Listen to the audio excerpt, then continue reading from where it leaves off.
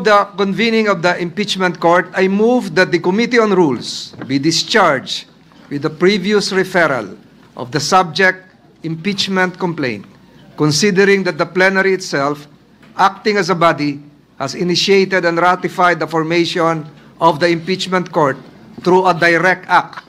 It is therefore submitted that there is no further necessity for a committee report to be submitted, debated, or adopted in relation thereto. I so move, Mr. President. Any objection to the motion?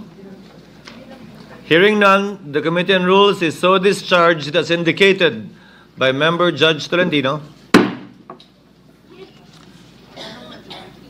Chair now reiterates the earlier agreed upon matter to be taken up once we have convened as an impeachment court, and for this purpose, the Chair would like to recognize Senator Judge Bato de la Rosa to kindly reiterate his motion, and thereafter, Senator Judge Go to second his motion. Senator De La Rosa is recognized. You may proceed, sir.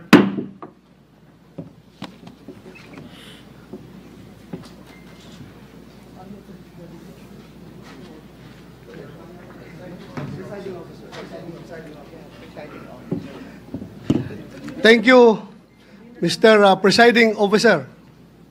Sir.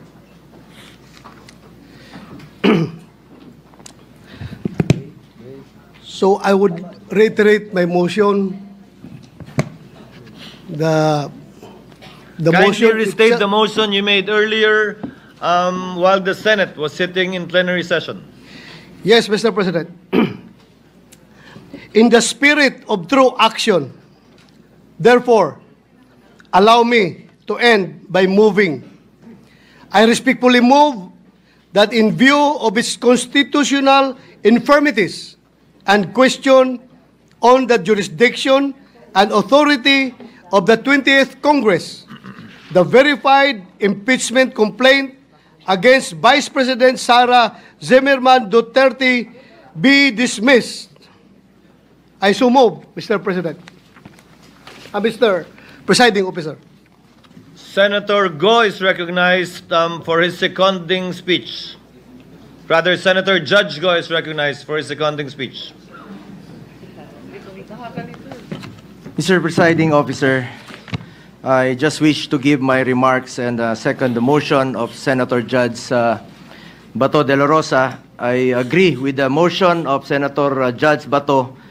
Ang gusto nating kalabasan ng paglilitis na ito ay hustisya, hindi politika. Mararating lang natin ito kung masasagot ang mga katanungang na hindi nabibigyan ng linaw hanggang ngayon. Kung kaya't sana naman pag-aralan natin ito ng mabuti. Tama na hindi dapat ito patagalin, pero hindi rin dapat ito madaliin. At the very least, pag-aralan natin ito ng mabuti. Baka naman maaari natin itong ibalik o i-remand muna natin. Tama naman po ang accountability. Huwag lang pong politikahin. May tamang proseso ang impeachment. Dapat pag-aralan natin ito ng mabuti. Under Article 11, Section 3 of the 1987 Constitution, a verified complaint for impeachment may be filed by any member of the House of Representatives or by any citizen upon a resolution or endorsement by any member thereof, which shall be included in the order of business within 10 days and referred to the proper committee within 3 session days thereafter. On December 2, 2024, the first impeachment complaint endorsed by members of the House of Representatives was filed before the Secretary General of the lower house. Second and third impeachment complaints were filed in the succeeding days, duly endorsed by members of the House. Under Section 3 of the House Rules of Procedure in Impeachment Proceedings, a verified complaint for impeachment shall be filed with the Office of the Secretary General and immediately referred to the Speaker. Despite this rule, Mr. Presiding Officer, the 3 impeachment complaints filed were never referred to the Office of the Speaker. Instead, a 4th verified impeachment complaint signed by more than 200 congressmen, which now constitutes the articles of impeachment, was transmitted to the Senate, this brings into question the legality of such move when the Constitution provides that no impeachment proceeding shall be initiated against the same official more than once within a period of 1 year.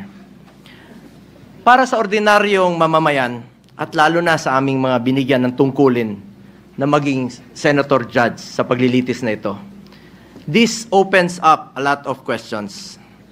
At ang iniiwasan natin ay yung magpapasya tayo sa isang bagay na makakaapekto sa buhay ng bawat Pilipino. Makakaapekto sa trabaho natin na makatulong sa tao. Tapos hindi naman pala dumaan sa tamang proseso. Yes, we are senator judges tasked to decide on this matter, and we took an oath to be impartial. But this matter, whether it went through the right process or not, should be first decided upon and settled with no question prior to that. We are all for accountability. In fact, maganda nga sana mapakita ng accused at ng accusers kung may ebidensya ba o wala. Pero bilang mga mababatas, dapat siguraduhin alinsunod ito sa batas at tamang proseso. Dapat hindi na circumvent ang batas, dapat nasunod ang due process at ang rules. Hindi pwedeng shortcut. Justice delayed is justice denied, and justice conducted the wrong way is no justice at all. Anong nangyari sa tatlong naunang impeachment complaints? Bakit hindi ito agad na-refer sa Speaker's Office? Bakit hindi ito isinama sa order of business within 10 session days? At bakit hindi ito inirefer sa tamang komite within 3 session days after its inclusion in the order of business as mandated by our Constitution? Tila dinrable lang ito at hindi pinaandar ang shot clock. Parang hindi po ma-technical sa oras. Sa basketball nga, hindi pwedeng puro dribble lang. May shot clock po yan. At may oras na dapat mong obserbahan. Pangalawang issue na dapat bigyang linaw ay kung maaari bang tumawid ang impeachment case sa 20th Congress. This is the first time in our history that an impeachment case was filed nearing the expiration of a legislative Congress. The reality is, we do not have enough time to finish the impeachment trial this Congress. Mag-aabot na po ang 19th at 20th Congresses at magkakaroon na ng new set of senator judges by June 30. Maging tayo, hindi magkasundo kung paano bang tumawid ito sa next Congress o hindi.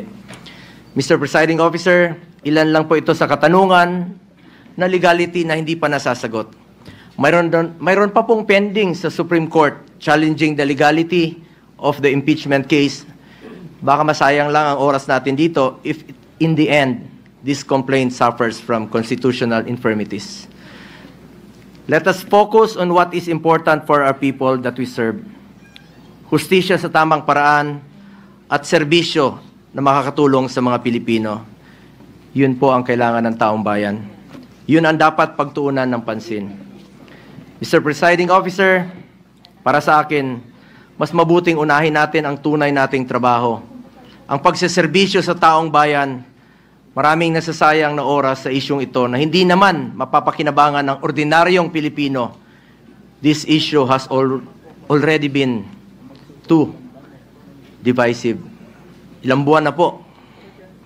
Mag-focus sana tayo sa pangunahing mandato ng lehislatura.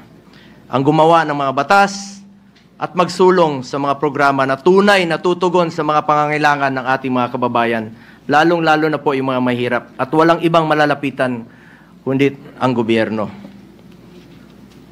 Marami pa pong mga pending bills pa po hanggang ngayon na hindi pa natin natatapos with one working day na lang po. Baka hindi pa po may papasa. At ito po'y mapapakinabangan ng mga kababayan natin. Dapat yan po ang ating unahin. As raised by some of our colleagues yesterday, that in as far as the impeachment case is concerned, based on the results of the recent midterm elections, I believe the Filipino people have decided at ang kanilang desisyon, mas gusto po nilang tutukan natin ang trabaho at serbisyo. Tama na, tigilan na natin ang pamumulitika. 3 taon na lang po, matatapos na ang termino ng Vice Presidente. Election na naman, at antayin nyo lang sana. Ang importante sa ating mga kababayan ay may pagkain sa kanilang hapagkainan. May matibay na healthcare system na kayang tumugon sa pangangailangan ng may sakit, disenteng trabaho at marangal na pagkakakitaan, dekalidad at abot-kayang edukasyon, at ang katiyakan at panatag na ligtas silang makakauwi kahit sa gabi. Hindi naman nakakain itong impeachment. Sana pwede ninyong ikonsidera at the very least, bago tayo maglitis dito, siguraduhin muna natin na nasa tama na prosesong tinahak natin dito. At the very least nga, sabi ko, marahil pwedeng ibalik o i-remand muna na ito sa pinagmulan sa House of Representatives dahil marami pang ang katanungan ang legally hindi nasasagot. Mas mabuting siguraduhin natin na sumunod sa proseso ang anumang kaso na ating diringgin para hindi masayang ang ating oras. Sang-ayon po ako na hindi natin ito dapat patagalin. Kahit si Vice President Sara Duterte gusto naman harapin ang kaso, ngunit wala ring dapat may gusto na madaliin po ito. Paano kung magsimula na tayo ngayon at magdesisyon ang Supreme Court na unconstitutional ang ginawang procedure ng House of Representatives? Paano kung sabihin nila na hindi pwedeng tumawid sa 20th Congress? Ano ang magiging aksyon natin? This puts us in a possible conflict with the decision of the Supreme Court. We must be prudent about this matter. Mr. Presiding Officer, I just want to reiterate, hindi ko po tinatalikuran ang aking sinumpaang mandato. Tungkulin ko yan as Senator Judge, kahit araw-araw tayong maglitis dito. But we would also be remiss of our duty kung hindi natin siguraduhin na dumaan ito sa tamang prosesong nakasaad sa ating konstitusyon. At kilala ko po ang mga Duterte, Mr. Presiding Officer. Hindi sila tumatakas sa accountability, hindi sila tumatalikod sa hamon ng buhay, hindi sila tumatalikod sa kanilang tungkulin. Maraming beses nang sinabi ni dating Pangulong Duterte na handa nga siyang sumagot at harapin ang mga inaakusa sa kanya, pero dito po sa ating bayan, hindi sa ibang bansa. Nabanggit din po ni Vice President Sara Duterte na handa siyang harapin ang impeachment case laban sa kanya. Hindi ito issue ng pagtakas sa accountability. Ang gusto natin dito, siguraduhin na nasunod ang tamang proseso. We must respect and abide by the procedure laid out in our Constitution. Hindi pwedeng mamili lang tayo ng mga provision na ating susundin. We are all bound to the rule of law and we must follow due process. That is all, Mr. Presiding Officer.